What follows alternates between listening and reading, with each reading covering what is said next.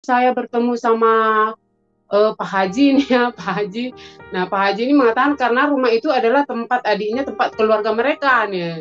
Dia tanya sama suami, nah, Bang, kena, kenapa ya setiap kalian datang ke rumah itu teh penghuninya pada kabur semua katanya.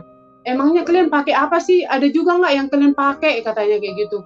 Oh iya, Ma, Pak Haji, kami tidak pakai apa-apa. Kami hanya pakai Tuhan Yesus.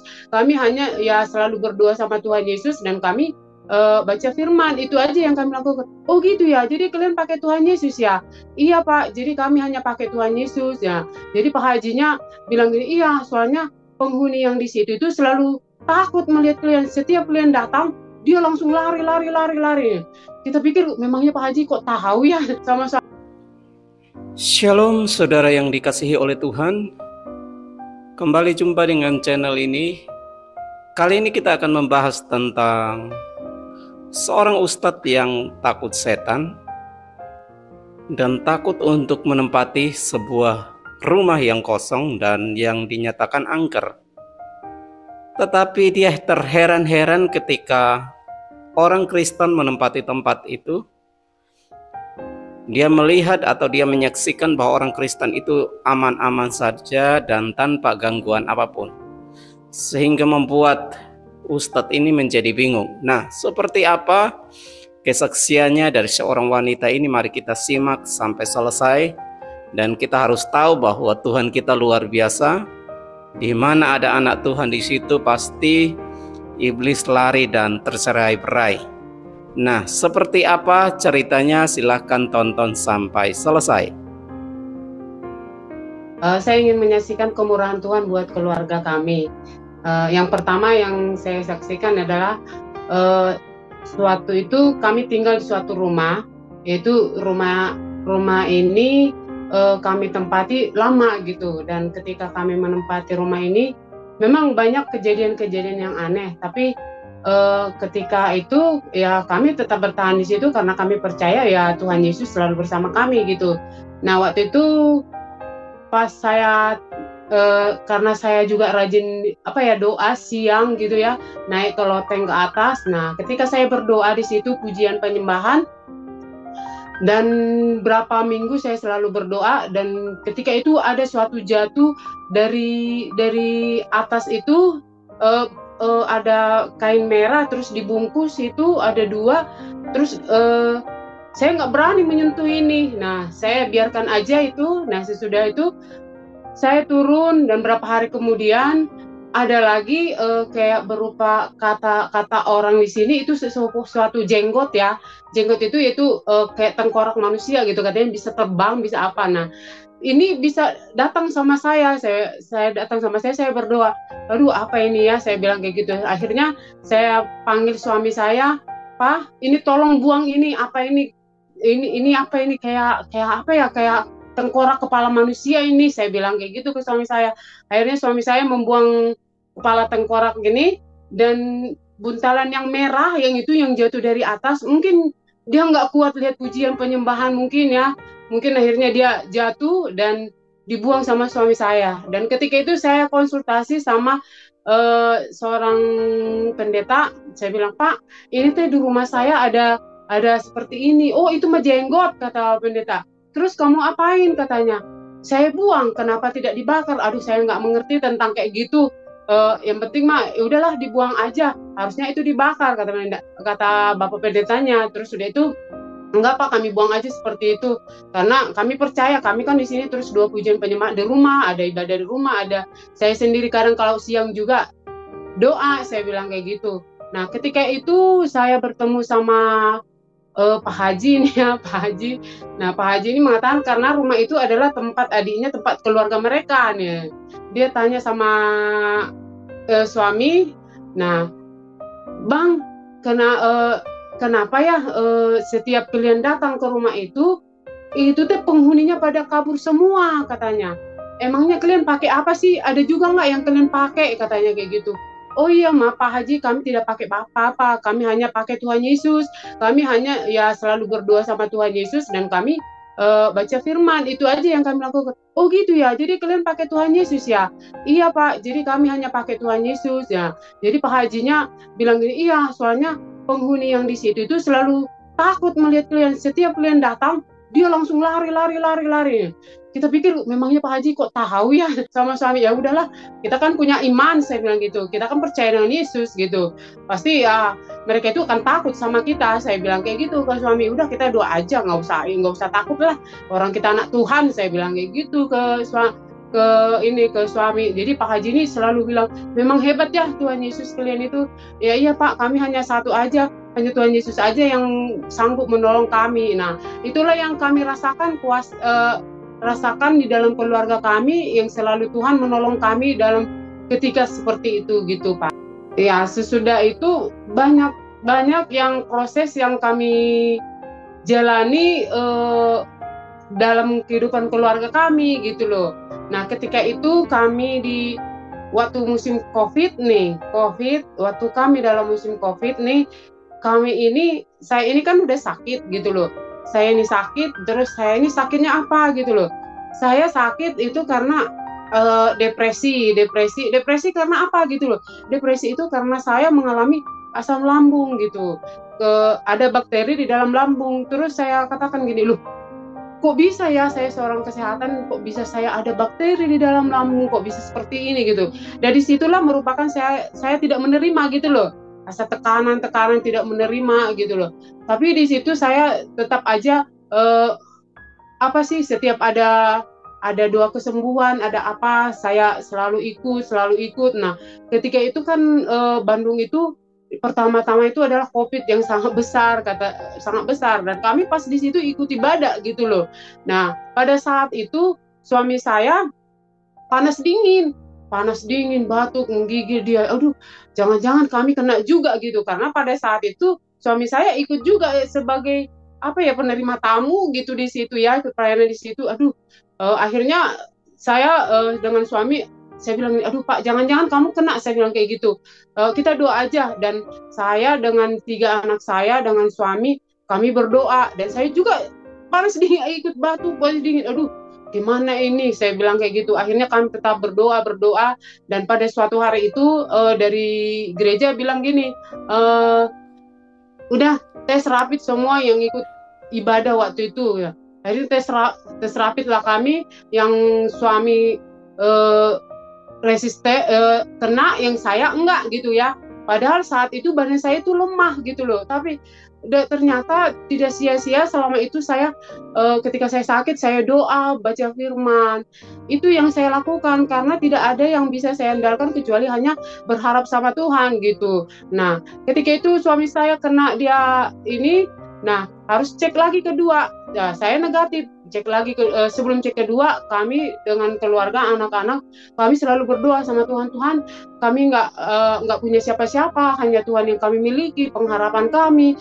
Tuhanlah segala-galanya bagi kami. Kami hanya mengandalkan Tuhan dalam hidup kami. Kami doakan seperti itu. Nah, pas tes itu kedua kali, nah ternyata tes rapid suami saya negatif, jadi tidak ada apa-apa. Nah, itulah saya bersyukur sekali sama Tuhan, bahwa Tuhan itu sangat baik terhadap keluarga kami. Setiap kejadian-kejadian yang kami alami, selalu Tuhan mengiring-iring kami, selalu Tuhan menuntun kami, selalu Tuhan melindungi kami dari apapun itu. Karena satu, ternyata pengharapan itu kita harus selalu berharap itu sama Tuhan Yesus. Karena di dalam keluarga kami itu ya hanya berharap sama Tuhan, nggak ada siapa-siapa. Siapa yang bisa menolong kita, bukan manusia, tapi Tuhan. Nah, itulah yang kami lakukan, itu doa pujian ya. Kami hanya berharap sama Tuhan. Nah, ketika udah COVID itu, nah sementara ekonomi down semua ya. Aduh, nggak ada ini. Akhirnya ketika anak saya itu sekolah di swasta tidak bisa membayar biaya pendidikan. Sampai 8 bulan kali 6 bulan kami nggak bisa bayar. Kenapa? Karena kami juga punya uang gitu loh. Dan terus itu kontrakan rumah kami juga dulu itu mahal banget. Gimana ya, kita kemana pindahnya? Yang punya rumah nggak bisa, Bu tolonglah kurangi karena COVID gini. Tapi si ibu itu nggak mau, dia bertahan, dia ya tetap naik kontrakannya. Aduh, saya sama keluarga datang berdoa sama Tuhan. Tuhan, kami nggak bisa berbuat apa-apa, kami nggak bisa ngapa-ngapain, kami nggak punya apa-apa, gimana ini Tuhan gitu. Kami hanya punya segini uang kami, apa yang kami lakukan ya Tuhan gitu. Nah, ketika itu adalah dari sekolah anak saya harus berbagi kasih katanya.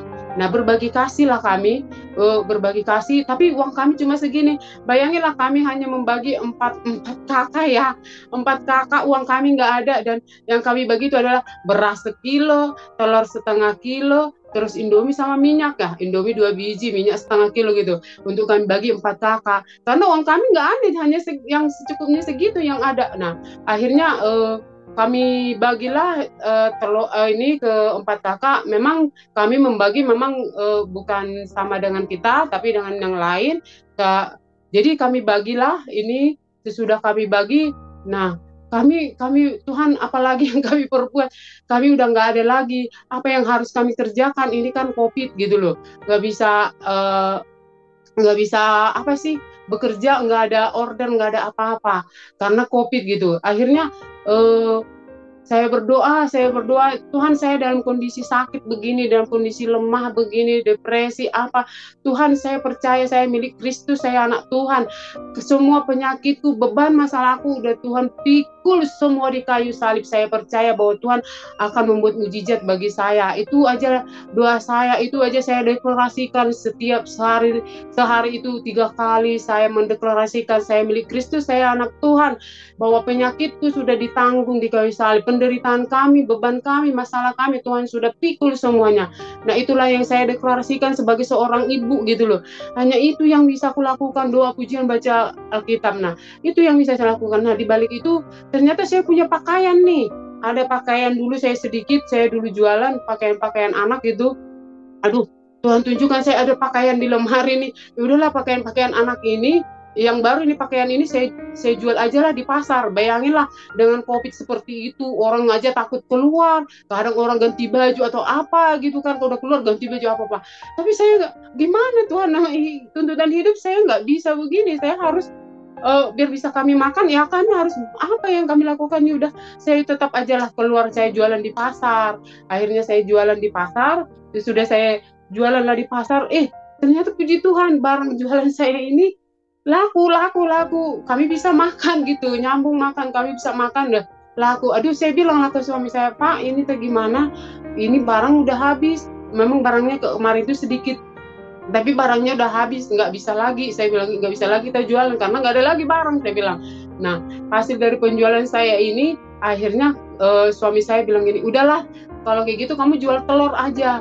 Nah, karena uang kami hanya bisa beli telur 1 kerat itu, ya udahlah, kalau memang kita mau jual telur, ya udah jual telur. Akhirnya kami jual telur. Di balik itu kami jual telur, telurnya laku, dan akhirnya nambah lagi barang-barang yang kami jual, tambah lagi barang-barang yang kami jual. Puji Tuhan, ternyata di balik COVID ini, Tuhan itu kayaknya sepertinya punya rencana buat kami gitu loh.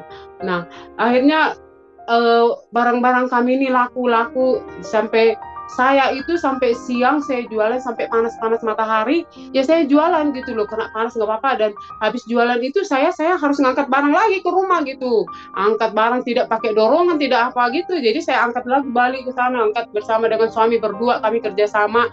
Nah, sesudah itu ya, nah kami lama jualan di jalan, di pasar itu. Di jalannya kami jualan, bukan ada toko gitu, tapi di jalan-jalannya itu kami jualan. Nah, kami berjualan di situ. Lalu kami berapa bulan kemudian datanglah dari sekolah bilang, Bu, ibu teh udah berapa bulan nih nggak bayar uang sekolah nih, gimana, katanya kayak gitu. Ya Bu, gimana ya, kami juga berusaha ini lagi jualan di pasar biar bisa untuk kebutuhan kami, untuk makan juga, kami untuk bisa bersyukur Pak, saya bilang kayak gitu. Jadi gimana, udahlah Bu, begini aja, saya tidak mau ego saya tinggi, saya lebih baik ya udah anak saya pindah aja ke negeri, saya nggak sanggup membayarnya. Lebih baiklah kami pindahkan anak kami ke negeri. Kalau kami ada uang, kami kan sekolahkan di sini di swasta, tapi karena kami nggak ada uang, jadi kami harus kembali, kami harus menyekolahkan anak kami negeri. Lalu kepala sekolah ini bilang, udah Bu, gini aja, minta bantuan lah bikin SKTM gitu ya, surat keterangan tidak mampu. Aduh Tuhan, masa saya anakku ini bikin saya surat tidak mampu, sepertinya saya kayak memalukan Tuhan gitu. Saya harus berusaha, udahlah Tuhan, lebih baik ego saya ini daripada saya bilang saya nggak mampu padahal saya anak Tuhan gitu kan. Akhirnya udahlah Bu, kalau seperti itu Ibu ingin mengingat saya untuk membuat SKTM, saya nggak mau Bu, kita ini kan anak Tuhan, masa kita bikin SKTM, saya bilang kayak gitu, masa harus saya lakukan membuat SKTM sebagai kita anak Tuhan, anak raja, saya bilang udahlah Bu, lebih baik saya sekolahkan anak saya di negeri aja, saya bilang kayak gitu. Lalu si ibunya ngasih solusi lagi sama saya, udahlah Bu, begini aja lah, ibu kan nggak mungkin pindahin anak ini ke sekolah negeri, nah udah minta ini dari gereja aja katanya gitu. Aduh, minta dari gereja, nggak mau saya Bu. Kemarin juga pengeluaran gereja kami itu udah banyak sekali ya. Gereja kami itu satu pemeriksaan tes rapid itu yang COVID itu udah habis berapa Bu, saya bilang kayak gitu. Terus yang kedua, mereka juga bagi beras, bagi apa sama orang-orang yang ini yang nggak mampu atau yang mana mereka bagi. Memang kami nggak mau menerima, tapi mereka juga bagi-bagi itu. Dari mana lagi uang Bu, saya bilang kayak gitu ke ini kepala sekolahnya. Aduh Bu, lebih baik saya aja yang mundur Bu, lebih baik saya pindah aja lah anak saya ke negeri, saya bilang kayak gitu. Akhirnya si ibu itu kasih solusi sama saya, dibilang udahlah Bu, kalau begitu udahlah, uang ibu ada berapa, ibu mampunya bayar berapa. Akhirnya kepala sekolah begitu, saya hanya mampunya bayarnya sekian, kalau ibu meng-ACC ya saya sekolah di sini anak saya, tapi kalau ibu enggak, saya mau nggak mau harus pindah ke negeri Bu. Memang mungkin ini jalannya saya untuk anak saya pindah ke negeri, saya bilang kayak gitu. Ya udahlah Bu, kalau begitu udah tulis aja di sini. Nah, sudah ibu tulis di sini, nah ibu mampunya berapa katanya gitu, atau ibu cuma hanya bayar 50.000 bisa katanya gitu. Aduh janganlah, kasihan juga guru-gurunya masa dibayar 50.000, saya bilang kayak gitu.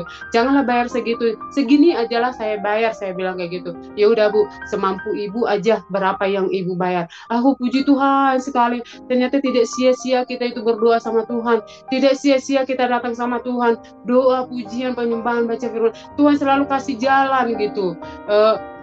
Ketika kita down, saya bukannya saya ini, aduh Tuhan kenapa, bukan gitu, tapi saya malah, Tuhan terima kasih, Tuhan terima kasih, saya ucapkan terima kasih. Tapi dibalik semuanya ini, berikan kami kekuatan untuk menghadapi ini semua.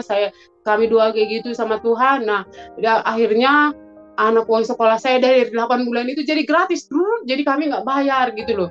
2 anak kami seperti itu, jadi kami nggak bayar uang sekolah kami yang dari telat 8 bulan itu, dan untuk kesananya baru kami bayar berapa semampu kami. Dan kami sangat bersyukur, ternyata Tuhan itu mungkin jamah hatinya yayasan sekolah itu dan sekolah itu, dan memperbolehkan anak kami untuk sekolah di sana. Nah, terus yang itu setelah selesai, kami terus dagang di pasar, jualan kami, dagang kami berjalan. Nah, adalah seseorang menawarkan ke tempat kami, Pak ini dijual nih, mau nggak beli ini, toko ini, tokonya memang kecil nggak besar. Aduh dari mana lah uang kami ya. Lalu saya bilang, Pak kami punya uang hanya sekian gitu loh, bagaimana, nggak apa-apa lah, ini aja pakai klien, nanti bayar aja dulu sekian uang klien, nanti udah itu dan bayar lagi katanya. Tapi Pak, nanti kalau ada uang kami bayar lagi, tapi selesaikanlah semua sertifikatnya, saya bilang gitu. Ya nanti kita selesaikan sertifikatnya. Nah kebetulan ini memang nggak ada sertifikatnya, dia itu tanah ketitir gitu loh. Jadi waktu itu ya udah, kami akhirnya Tuhan kasih jalan bagi kami, luar biasa dikasih jalan bagi kami itu. Dikasihlah kami toko yang tadinya kami jualan di pasar, di jalan kayak gitu. Aduh benar-benar luar biasa, yang panas-panasan kami hadapi, yang sampai panas matahari kami harus bekerja di situ gitu loh. Jadi ternyata Tuhan tunjukkan bagi kami, suatu ini ada toko kayak gitu dijual sama kami, dan kami akhirnya membuka toko di situ. Sesudah kami membuka di situ jualan sembako dan kami tidak di jalan itu lagi, puji Tuhan kami diberkati dan jualan kami bertambah. Dan ketika itu dari pemerintah ada lagi datang sama kami, Bu mau nggak nambah modal aduh kalau kami nambah modal, dari mana uang kami hanya segini gitu. Iya Bu, biar usaha ibu ini biar tambah banyak, ini warungnya biar tambah rame gitu loh, katanya gitu. Boleh gitu, saya bilang gitu. Oh boleh, katanya kayak gitu. Oh berapa gitu, boleh saya pinjam. Oh sekian, terserah ibu mau berapa. Nggak berani, udah pinjam sekian aja. Akhirnya kami diperbolehkan, yaitu dari pemerintah itu kur namanya. Jadi kami dikasih pinjam, dan saya juga takut, aduh bisa nggak saya bayar, tapi saya percayalah saya punya Tuhan. Mungkin ini jalan Tuhan yang Tuhan kasih sama saya bilang kayak gitu.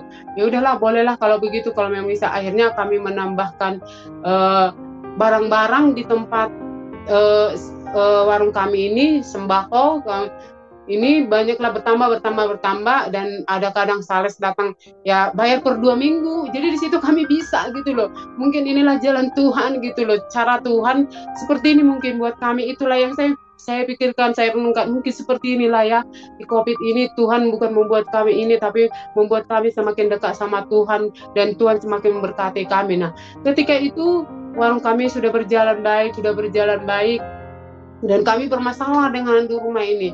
Aduh benar-benar Tuhan, kenapa bertambah terus masalah nggak beres-beres nih.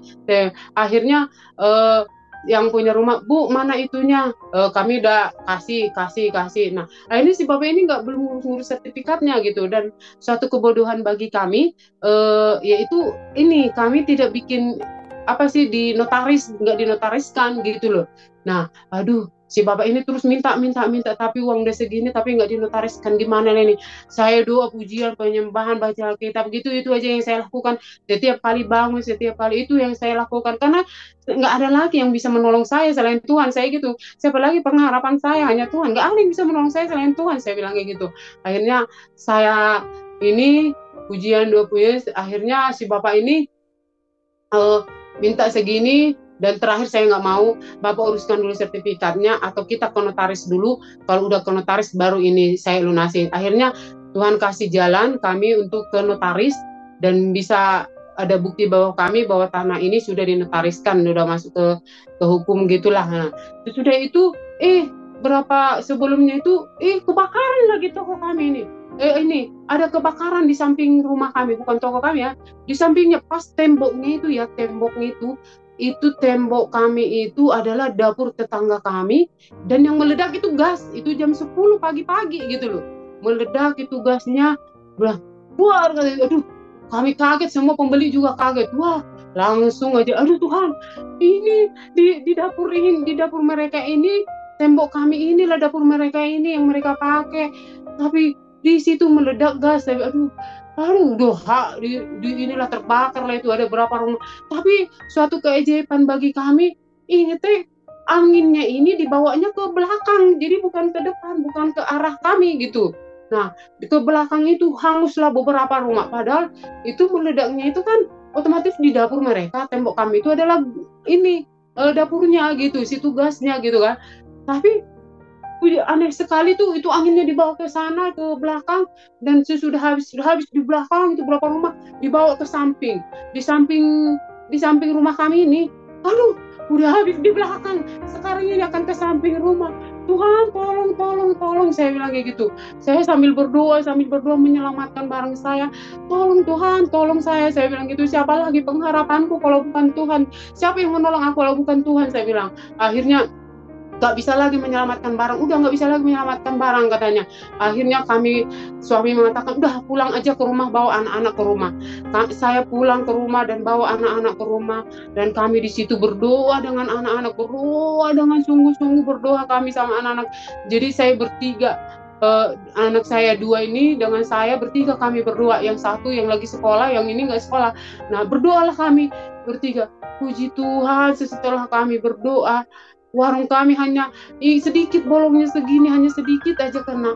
Aduh saya sampai nangis, saya nggak tahu lagi bilang ngomongnya, nggak tahu lagi bilangnya seperti apa gitu loh.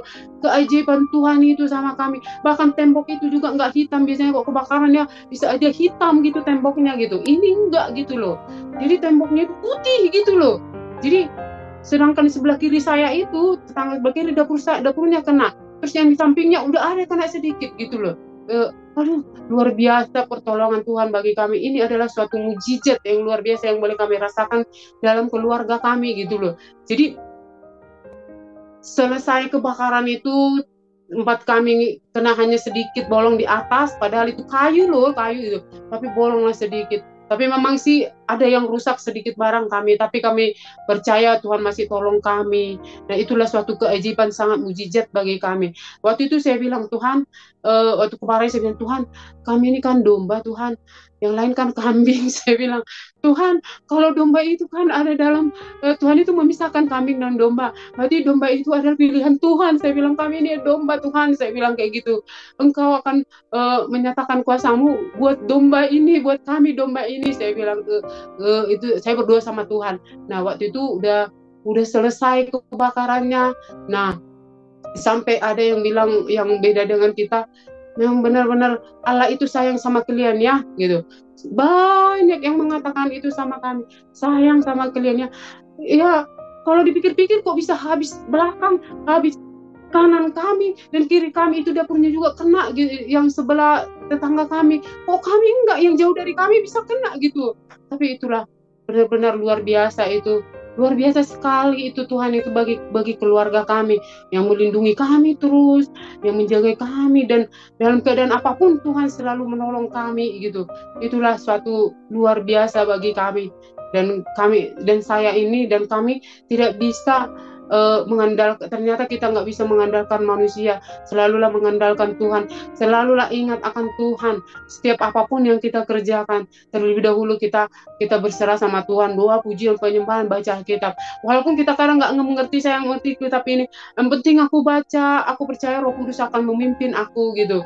Itu aja yang saya baca, saya doa, itu aja setiap saya lakukan. Nah sudah itu, puji Tuhan kami telah diberkati, dan toko kami ini ada tetap, dan sudah itu berkat lagi terus datang sama kami.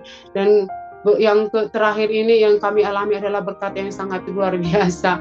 Nah ketika itu anak kami ini mau kuliah, Ma aku mau kuliah, soklah ambillah kuliah di mana, saya bilang gitu. Ma aku mau kuliah ini, aduh kita nggak punya uang nak sebesar itu, dari mana lah, saya bilang kayak gitu. Itu gede banget tuh, saya bilang kayak gitu. Ya udah nggak usah pusing mak, kalau memang nggak menang ya nggak apa-apa, katanya gitu. Ya kita kan berusaha aja, gimana kata anak saya gitu. Oh ya udah tuh nak, saya bilang kayak gitu.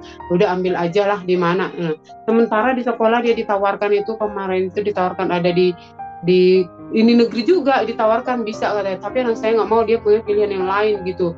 Nanti lama gimana, Tuhan aja lah, katanya kayak gitu. Memang kami Tuhan yang ngatur semua, kan mama yang bilang andalkan Tuhan, Tuhan yang sudah punya masa depanmu, kan mama bilang seperti itu. Pokoknya kamu percaya sama Tuhan, itu aja. Dia bilang, kok jadi anakku ini yang menguatkan saya gitu loh. Saya mikirnya gitu, kok jadi anakku ini yang menguatkan saya, yang mengingatkan saya gitu loh. Akhirnya ya udahlah kalau begitu nak, terserah nak aja di mana kuliahnya. Tapi kalau saya sih secara ini kalau kuliah di Jakarta itu, di Depok itu, aduh, uang asrama, uang itunya juga berapa juta itu, uang ini kosnya, aduh, itu biaya itunya, biaya itu dari mana lah itu. Saya bilang, udah mak, kan mama yang ngajarin saya harus percaya sama Tuhan katanya. Oh iyalah, udahlah, udah saya ikutin aja nak, yaudah kita percaya sama Tuhan aja ya, saya bilang gitu. Yaudah akhirnya kami percaya sama Tuhan, bahwa saya tetap doa gitu, doa aja, doa dia juga doa gitu, doa. Tapi puji Tuhan anak kami bisa diterima di kuliah di Depok, dan dia bisa di UI masuk dengan tanpa kami membayar seperak pun, kami nggak ada bayar. Ketika ujian pun kami tidak bayar, dan ketika dia masuk ke sana juga kami tidak bayar, dan ketika itu juga dia dikasih uang per semester sama pemerintah, pemerintah sekian juta untuk biayanya, dan dia masuk di asrama. Itulah berkat yang sangat luar biasa yang kami rasakan dalam kehidupan keluarga kami. Tetaplah ternyata di sini kita itu tetaplah jangan jemu-jemu untuk berdoa, jangan jemu-jemu untuk berbaca Alkitab. Kita nggak tahu apa rencana Tuhan sama kita. Yang penting kita ini ikutin maunya Tuhan seperti apa. Kita apa yang ini kita minta sama Tuhan, kekuatan aja. Itu prinsip saya. Aku harus ikut Tuhan, aku harus minta kekuatan dari Tuhan. Apa yang ku hadapi biar aku kuat. Aku gitu prinsip saya. Ya saya harus doa, pujian, baca Alkitab karena Tuhan yang memimpin saya, Tuhan memberi kekuatan bagi saya. Ini harus saya lakukan gitu. Ternyata semuanya yang kita lakukan ini, yang kita baca doa ini, kita tidak akan down kalau kita terus berserah sama Tuhan. Karena kita nggak tahu apa rencana Tuhan sama kita. Jadi disinilah kita ditekankan itu harus tetap setia sama Tuhan, apapun masalah apapun itu, seberat apapun masalah itu, maka kita harus tetap setia sama Tuhan. Dan benar, puji Tuhan, dan pelanggan pembeli-pembeli saya ketika datang sama saya menyaksikan kemurahan Tuhan, dan ketika mereka datang saya kasih jalan, oh iya ya Tan, kalau saya udah datang ke sini enak sekali gitu, enak sekali, asa damai katanya kayak gitu. Oh bukan, itu Tuhan yang kasih damai, saya bilang.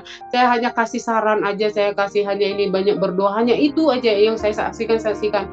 Dan di situ katanya mereka itu merasakan enak kalau udah belum datang ke toko saya itu gitu loh. Jadi puji Tuhan, banyak memang kita itu harus terus berharap sama Tuhan. Tidak ada yang lain, hanya Tuhan. Cuma kita aja yang tidak tahu apa rencana Tuhan bagi kita. Yang itu kita ikutin aja maunya Tuhan seperti apa. Kita hadapi semuanya, kita minta kekuatan. Bila kita tidak diberi ini, itu saya berpikir gini, kalau saya minta ini nggak dikasih, ya mungkin bukan terbaik bagi saya, bukan rencana bagi saya. Tapi biarlah, aku mau Tuhan rencanamu yang jadi saya. Jangan keinginanku, walaupun keinginan dagingku ini besar, tapi saya mau keinginan Tuhan dalam hidup keluarga kami. Itulah suatu berkat yang luar biasa yang boleh kami rasakan dalam keluarga kami. Dan tetaplah andalkan Tuhan dan tetaplah bersandar sama Tuhan. Jangan mengandalkan orang, walaupun kita punya sahabat, dia ini, walaupun kita punya temannya dia ini, nanti suatu saat dia pasti mengecewakan. Sama yang saya alami itu, mereka itu mengecewakan, manusia itu mengecewakan. Jadi selalulah berharap sama Tuhan. Tapi kita harus tetap hidup dengan manusia. Kita tetap bersahabat dengan mereka, walaupun sekali mengecewakan, ya kita harus ya bersahabat aja. Nggak boleh tidak bersahabat, harus kita bersahabat. Itulah, kalau saya, itulah mungkin arti salib. Saya harus punya hubungan intim dengan Tuhan, dan saya punya hubungan dengan manusia. Nah, saya minta Tuhan beri kekuatan saya untuk mempunyai hubungan dengan manusia gitu. Jadi memang disinilah kesaksian saya sangat luar biasa. Kesaksian saya yang saya alami dalam keluarga kami yang sangat luar biasa. Tetaplah keluarga itu, tetaplah berdoa teruslah. Kalau nggak suami istri, kalau bareng berdoa. Saya juga sama suami berdoa, kalau juga sama anak-anak. Yang saya tekankan buat anak-anak saya itu adalah Tuhan memberikan anak ini sama saya untuk saya didik, saya bimbing. Selanjutnya saya bilang, Bapak yang tahu apa masa depanmu, Tuhan Yesus yang tahu masa depanmu. Buat hubunganmu dengan Tuhan, buat hubunganmu intim dengan Tuhan. Sepandai apapun kamu, kalau kamu tidak punya hubungan dengan Tuhan, semuanya sia-sia, saya bilang ke anak-anak. Tapi puji Tuhan, anak-anak saya mau membuat hubungan dengan Tuhan, mau membuat hubungan intim. Setiap kali kau udah doa belum, udah baca firman, memang teruslah kita harus mendidik anak-anak, karena Tuhan mengingat. Pernah saya dengarkan itu, ceritakanlah semua kemurahan-kemurahan Tuhan pada anak-anakmu gitu loh. Karena saya pernah dengarkan itu, atau di Alkitab saya baca, saya dengarkan itu. Nah, itulah yang saya lakukan untuk anak-anak saya. Karena Tuhan memberi saya anugerah 3 anak ini untuk saya didik dan untuk mengenal Bapaknya siapa, yaitu Yesus Kristus, yang punya masa depannya, yang punya segalanya. Ya, itulah kesaksian saya yang boleh kami rasakan dalam keluarga kami. Terima kasih. Ya, puji Tuhan, di dalam diri orang percaya itu ada kuasa yang sungguh sangat luar biasa. Dan di mana ada kuasa Allah, di situ pasti akan ada kemenangan, kemerdekaan. Di situ pasti akan ada mukjizat terjadi. Dan iblis tidak akan sanggup untuk menjamah seseorang, menyentuh seseorang yang percaya kepada Yesus. Ya, di mana ada orang percaya yang sungguh-sungguh, di situ pasti iblis akan lari pergi. Nah, kesaksian ini kiranya dapat memberkati kita semua, dan iman kita kepada Yesus jangan pernah luntur. Sekali Yesus, tetap Yesus sampai selama-lamanya. Karena tidak ada kuasa yang dapat mengusir setan kecuali kuasa Tuhan Yesus Kristus. Ya, puji nama Tuhan. Jangan lupa untuk dukung channel ini dengan like, komen, dan subscribe. Amin.